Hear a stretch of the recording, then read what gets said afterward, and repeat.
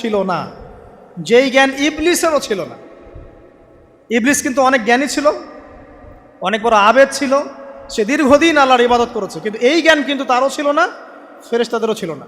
সুম্মা আরাদাহুম আলাল মালাইকা, এরপর আল্লাহ রাব্বুল আলামিন আদম আলাইহিস সালামকে ফেরেশতাদের সামনে নিয়ে আসলেন, উপস্থাপন করলেন। মহাবিশ্বের ঘটনা, এটা ঘটছে, চিন্তা করেন, এটা কিন্তু ঘটেছে আগে, অতীত। এবার সমস্ত ফেরেশতার সামনে আদম আলাইহিস সালামকে নিয়ে আসা হচ্ছে। এবার বলা হচ্ছে যে, হে ফেরেশতারা, তোমরা এই নামগুলো বলে দাও দেখি, তোমরা যদি সত্যবাদী হও। তো ফেরেশতারা বলছেন, লা ইলমা লানা ইল্লা মা আল্লামতানা, হে আল্লাহ, আপনি আমাদেরকে যা শিখিয়েছেন এর বাইরে তো কোনো জ্ঞান নাই আমাদের। তারপর আল্লাহ পাক আদমকে বললেন আলাইহিস সালাম, হে আদম, তুমি সব নাম বলে দাও দেখি। এরপর আদম আলাইহিস সালাম সমস্ত নাম একটা একটা করে বলে দিলেন। তাহলে আমাদের পিতা জ্ঞানী ছিলেন, নজ্ঞ ছিলেন? আর আমরা তার সন্তান হিসেবে জ্ঞানী না অজ্ঞ? এটা আমাদের শোভা পায়?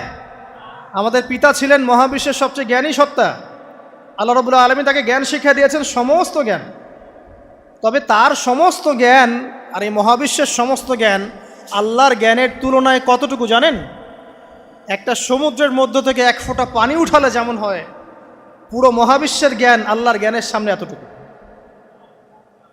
আল্লাহ পাকের জ্ঞান এত অসীম, পুরো মহাসাগরের মধ্য থেকে এক ফোঁটা পানি তুললে, ওই যে এক ফোঁটা পানি তুললেন, এটা মহাবিশ্বের জ্ঞান, আর বাকি সমস্ত পানি এটা আল্লাহ পাকের জ্ঞান। ঠিক দুনিয়ার জীবনের এক্সাম্পলটা এমনই। একটা সাগরের মধ্যে আঙ্গুল ডুবালে, আঙ্গুল উঠালে যতটুকু পানি আঙ্গুলে বেঁধে থাকে, এটা দুনিয়া। আর পুরো মহাসাগরটাই হচ্ছে কি? আখিরাত। নবীজি বলছেন সাল্লাল্লাহু আলাইহি ওয়াসাল্লাম, একটা মৃত গাধাকে দেখে বলছেন, সাহাবীরা, তোমরা কি কেউ এই গাধাটাকে 1 দিরহামের বিনিময়ে কিনবে? কান কাটা, মৃত, গলে আছে, এই গাধাটাকে কিনবা 1 দিরহাম দিয়ে? সাহাবীরা বলছেন, মাংনা দিলেও তো কিনবো না। ইয়া রাসূলুল্লাহ, যদি ফ্রিও কেউ দেয়, বিনামূল্যে দেয়, তাও তো নিব না। তখন নবী সাল্লাল্লাহু আলাইহি ওয়াসাল্লাম বলছেন, এটাই হচ্ছে আল্লাহর কাছে দুনিয়ার এক্সাম্পল।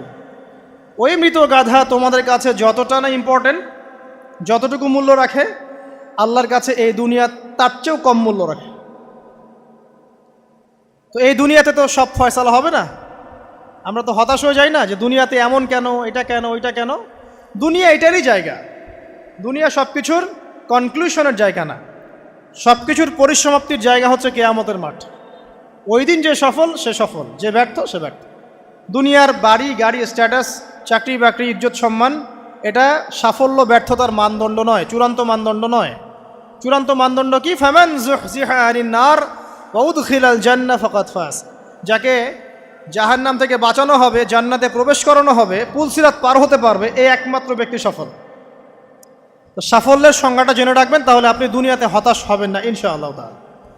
এবার কি হলো, যখন আদম আলাইহিস সালাম সমস্ত নাম শিক্ষা দেওয়া সমস্ত নাম বলে দিলেন, এখানে নাম মানে কিন্তু খালি নাম নয়, জ্ঞান বলে দিলেন, তখন আল্লাহ রাব্বুল আলামিন ফেরেশতাদেরকে বললেন, তোমরা সবাই এখন আদমকে সিজদা করো।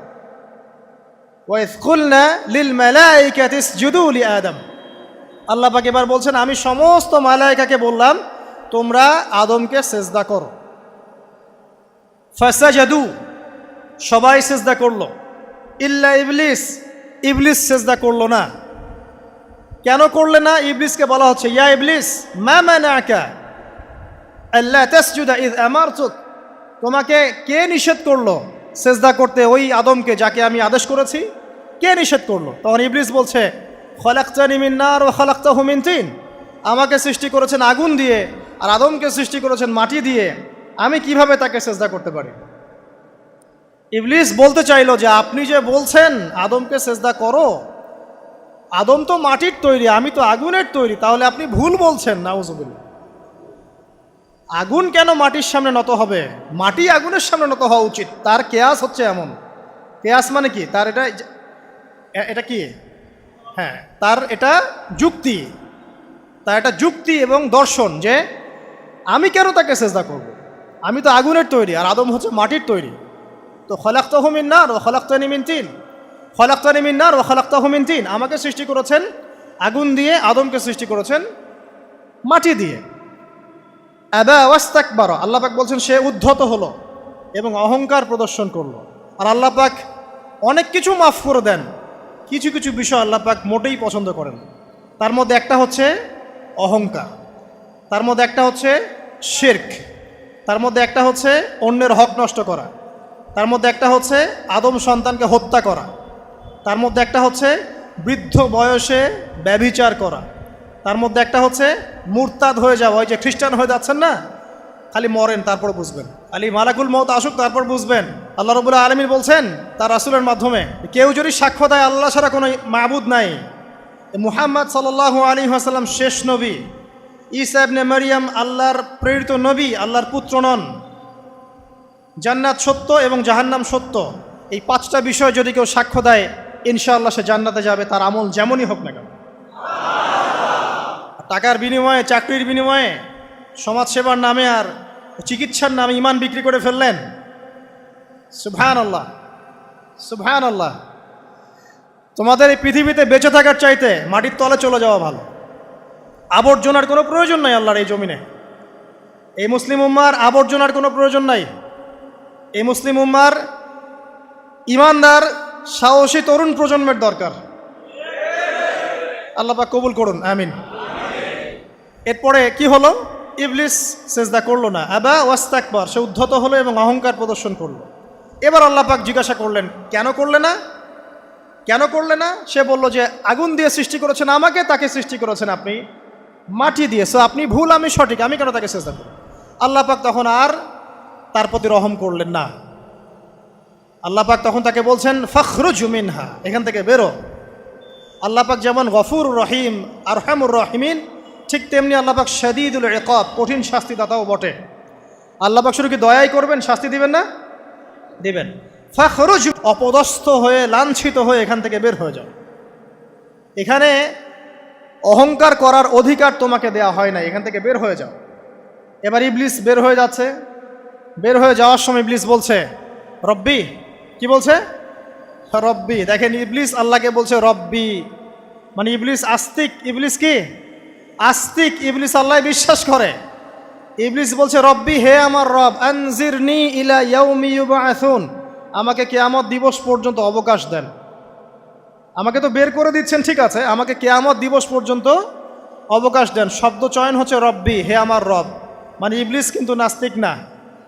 তাহলে এখন যারা এই যে এথিজমে বিশ্বাস করছেন, আসলে এরা কেউ নাস্তিক না, এরা ইসলাম বিদ্বেষী। কখনো দেখবেন না তাদেরকে অন্য ধর্মের কোনো বিষয় নিয়ে কটু মন্তব্য করছে, প্রশ্ন উত্থাপন করছে, এমনটা খুব কমই দেখবেন। এদের যত মাথা ব্যথা ইসলাম নিয়ে। এখানে দেখেন ইবলিসের কথা বলছি, ইবলিস কিন্তু আস্তিক। ইবলিস কি বলছে? রব্বি আনজিরনি ইলা ইয়াউমি ইউবআসুন, হে আমার রব। ইবলিস জানে যে আল্লাহ তার রব। ওই যে সূরা হাশরের শেষের দিকে পড়ে দেখবেন ইবলিস বলে উকফুর, তোমরা কুফরি করো। তারপরে মানুষ যখন কুফরি করে সে বলে আমি ইন্নী আখাফুল্লাহ রাব্বাল আলামিন, আমি আল্লাহকে ভয় করি যে জগৎ সমূহের প্রতিপালক। শয়তানকে মানুষ গিয়ে জিজ্ঞাসা করবে, জাহান্নামীরা তুমি আমাদেরকে পথভ্রষ্ট করেছিলে। শয়তান বলবে আমি কিচ্ছু করি নাই, আমি তোমাদেরকে কোনো কাজে ফোর্স করি নাই, আমি শুধু তোমাদেরকে ওয়াসওয়াসা দিয়েছি, তোমরা নিজেরাই কাজ করেছো। ফালা তালুমুনি ওয়ালুমু আনফুসাকুম, সূরা ইব্রাহিম পড়ে দেখেন। শয়তান বলবে তোমরা আমাকে লানত করো না, নিজেদেরকেই লানত করো, আমি তো তোমাদেরকে বাধ্য করে কাজ করাই নাই, তোমরা নিজেরাই করেছো এই কাজগুলো। আসুন সামনে যাই। এবার আল্লাহ পাক যখন ইবলিসকে বের করে দিলেন, সে বলছে আমাকে কিয়ামত পর্যন্ত অবকাশ দিন। কিয়ামত পর্যন্ত অবকাশ নিয়ে ইবলিস কি করবে? উত্তর, ইবলিস বলছে ফাবিমা আগওয়াইতানি, হে আল্লাহ, যে কারণে বা যে আদমের কারণে আপনি আমাকে এখান থেকে বের করে দিলেন, লাআকউদান্না লাহুম সিরাতাকাল মুস্তাকিম, আমি সে আদম সন্তানের সরল পথে ওত পেতে বসে থাকবো। শয়তানের কথা কি মনে থাকবে যুবক ভাইরা? শয়তানের চ্যালেঞ্জ কি?